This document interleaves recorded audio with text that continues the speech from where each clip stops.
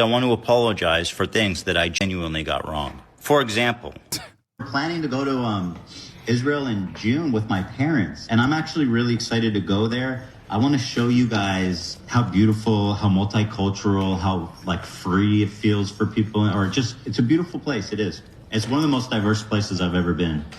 looking back, I definitely feel ashamed for the way I spoke about Israel with such levity at the time that a genocide was happening. That's cool. That's a good first step, I think. If only that was the only reason why people were like, hey, man, I think you might be defending Israel a little too hard, you know? Calling its prominent critics of Muslim background terrorists. Some fresh criticism for Hasan, who is an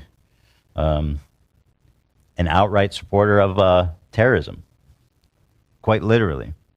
He is a champion for terrorism and a supporter of terrorism. And its prominent critics of Jewish background, token Jews. Jews have are allowed to have different perspectives and stuff, but this man is like the embodiment of a Jewish token. Like, holy. But Hamas supporters all the same, you know. Because remember, it's not just people like myself that he just like actively went after. He went after anti-Zionist Jews as well, with a similar level of intensity, demanding that Matt Lieb get fired from Good Mythical Morning. So yeah, Matt Lieb. And I still think he should get fired. And I think that every day that Rentley keep this guy on the payroll is a disgrace to them. Consistently calling him a token Jew, defending the Gaza Holocaust Fund, the GHF, also known as the Gaza Humanitarian Foundation, to try to get a own on his opposition, to try to get an own on me, having a Atlantic Council Palestinian who is a firm and committed defender of Israel with a Palestinian association to go on the broadcast to talk about how all of the prominent critics of Israel are actually also dangerous Hamas supporters who don't simply understand the situation at all. We don't have critical race theory in Palestine. We have now critical Palestine theory. And that is the Palestinians have no agency. There's no accountability. What they did on October 7th was an inevitability. And that's why I call that the inevitability fraud. That October 7th was an inevitability when it wasn't. And so that's where I was really surprised that on day 2 or 3, there were these mass protests. Right. Effectively celebrating it and at the same time calling it a genocide. Even fundraising for the Atlantic Council. It's always hard to decide, like, what's the best way to help these people. And for an advocate here who knows people in Gaza, has lived in Gaza, to be like, this is the best place. Absolutely. And someone who's critical of Hamas, too. So, like, I feel like this is coming from only the best place possible to help the people there. And so I was quick to support and recommend other people support it as well. Which is a right-wing American think tank. America is once again a belligerent in this genocide that Israel is conducting against the Palestinians. There's so much more that Ethan Klein has done, but I'll take it. I'll take this first apology. I think it's good. It more so just represents the tide shift that is finally even hitting him in the face. You know what I mean? For the longest time, he just refused to recognize what was going on, and the walls kept closing in. Yes, as Omer Al-Akkad said, one day we will all have been against this. One day. And it's getting there right now. This is bullshit. He was just posting the token Palestine that Israel uses the other day, saying you were responsible for attacks against them. Dude, that's not even the tip of the iceberg. Whether it be the relentless defending of Gaza Humanitarian Fund Foundation's talking points over and over again, even at the time when the international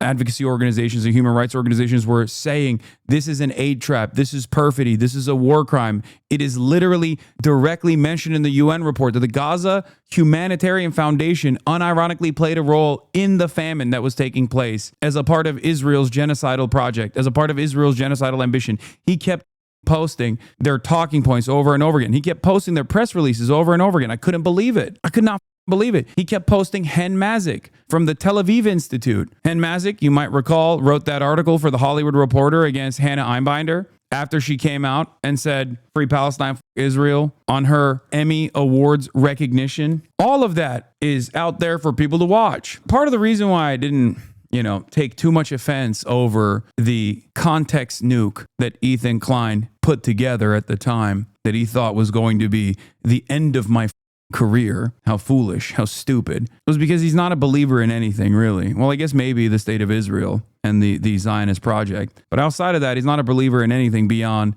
I guess, whatever suits his fancy, whatever hurts his narcissistic feelings. So narcissistic that he can make an ongoing genocide all about himself and his own personal feelings. Having said that, the reason why I didn't give a too much is because time will pass. And I knew that eventually people would recognize right from wrong. More and more people would start recognizing exactly what was taking place. And when they did, I fear that they would look back at that compilation perhaps with very different eyes. Very, very different eyes. The context nuke that he shamefully copyrighted with the intent to sue every single one of his detractors that watched it. He would have sued you too had you not reacted to just a part for it for over 10 hours. Yeah. To this day, so much of the dumb nonsense that I see online from people who think like, oh, I'm pro-Palestine too. I'm just pro-Palestine and not this direction, but some other unforeseeable direction. No matter where I go, when I see these comments like, Hasan, isn't that guy like, doesn't he glaze terrorists from some of the dumbest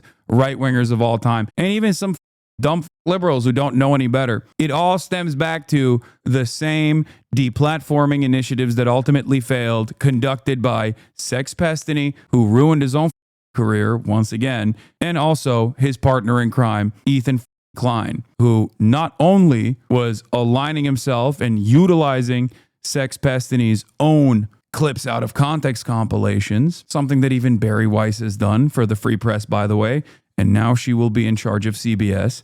Shouts out to the Ellison family for that wonderful new voice, an underrepresented voice in mainstream news. Not only did he use those clips out of context to drive home an incredibly racist narrative that a critic of Israel was actually a terrorist, a Muslim critic of Israel was actually a terrorist, over and over again, really leaning into those Islamophobic sentiments, weaponizing it like it was nothing, on the wrong side of a goddamn genocide. But also, even went as far as to directly, materially align with Destiny's partner, his podcast co-host, Dan Saltman, a 60-year-old psychopath who also, just like Ethan Klein, tried to actively not only deplatform me and many other critics of Israel, but also went so far as to initiate adpocalypse, to try to initiate an adpocalypse against an entire platform. I have congressional meetings set up,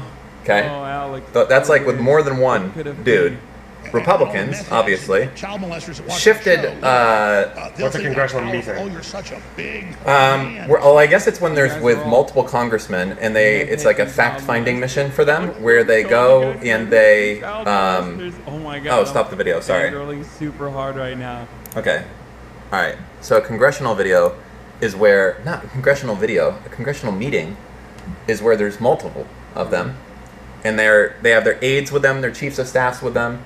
And then they're trying to find out, like, okay, explain this to us, everything from start to finish. Mm-hmm. And they're taking notes, and then they're issuing subpoenas and shit like that after that, based on the information of what you give. Of content creators on Twitch. How insane. They went so far as to work with Israel's own attack dog, Richie Torres. Dan Stalkman even went and talked to numerous Republicans in his advocacy to try to pull me in front of Congress. He celebrated it. And now those very same fascists that he aligned himself with in an effort to try and get me deplatformed are working to get his best friend and podcast co-host, Sex Pestany, also deplatformed. How do you deal with that? So yeah, it's a good start to apologize for saying that you were going to go to the multifaceted, multicultural Israel amidst the genocide and refuse to understand what my criticisms were on that front. I know for many out-of-touch fans of Ethan Klein who don't care about anything but whatever Ethan Klein says and does, this hopefully will give them a little bit of comfort to be able to defend him in broad daylight. This will give them enough to say, look, see, he apologizes. He takes accountability for his actions. His opponents, on the other hand, they never do. Sometimes there's no reason to apologize if you've done nothing wrong. But I welcome them to the pro-Palestinian cause after spending all of the past 2 years working to deplatform critics of Israel. Fantastic. People could watch this clip and judge me harshly for it.